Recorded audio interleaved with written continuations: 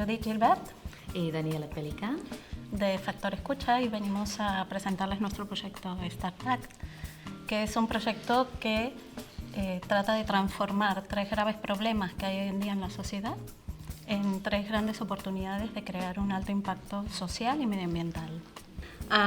Son jóvenes que llegan a nuestro país, generalmente de Marruecos, Argelia, distintos países de África, y son menores de edad. Mientras son menores de edad están tutelados por el Estado, pero al llegar a la mayoría de edad estos jóvenes se quedan completamente en una situación de vulnerabilidad extrema.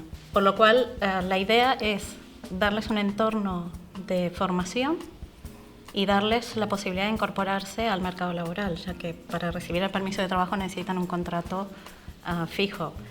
Bueno, la idea es que nos centramos en la recolección de los residuos de café, de bares, de restaurantes, de eventos, negocios, que este café lo secamos y después se convierte en una biomasa sólida.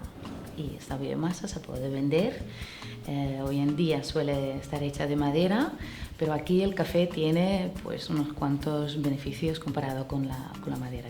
Un poder calórico más alto, que quiere decir que necesitas menos peles para el mismo calor, reducir las emisiones y tercero, crea menos cenizas, que quiere decir que necesitas menos mantenimiento porque ensucia menos a las instalaciones, las estufas y las calderas donde las usas.